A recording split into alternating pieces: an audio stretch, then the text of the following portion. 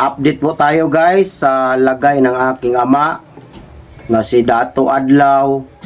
Nakakaawa na po ang kaniyang sitwasyon mga kaidol. Nakakaawa na po ang sitwasyon ng aking ama na si Dato Adlaw. Kasi ang mukha niya ay nangangayayat na at umiitim na ang kaniyang balat dahil sa sobrang pagod at walang tulog. Hindi siya makatulog ng maayos dahil pinaputulan ko siya ng kuryente at tubig. Kaya siguro po yun po ang dahilan kaya po masyado na siyang pumayat at ang kaniyang mukha ay nangingitim na, pati yung kaniyang mga mata ay yung kaniyang mga mata ay nanglalalim na. Kaya po nakakaawa siya. Kaya po, ang maipapayo ko lang sa iyo aking ama, sana sumuko ka na sa ating mga otoridad. Ay sige ko, dadong. Para ikaw po ay makakain na ng maayos at makatulog ng maayos at hindi ka na pumayat dahil sa kakaisip kung paano ka susuko.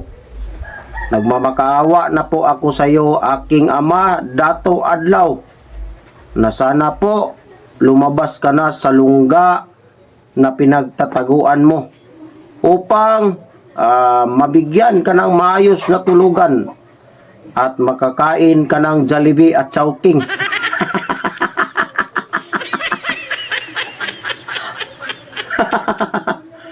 Kaya po dahil sa tigas ng iyong ulo, ayan na po ang nangyari sa iyo. Dahil ayaw mo pa ring sumuko sa ating mga otoridad. Kaya sana po aking ama, maawa ka naman sa sarili mo. Kahit huwag ka nang maawa sa sarili mo, maawa ka na lang sa akin bilang iyong anak.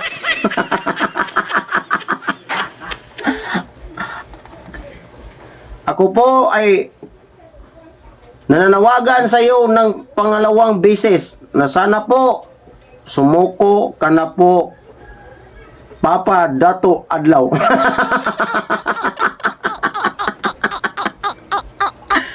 Kasi po, ako po ay napapagod na kung napanood ko ang video. Kaya po, ito na po ang nangyari sa aking ama. 3 days ago na po bago ko siya nakita at nag-video call pa kami. At ito po, mga kaibigan, panoorin po natin ang video ng aking ama, Dato Adlaw. Biin usab kaninyong tanan mga kaigsuunan.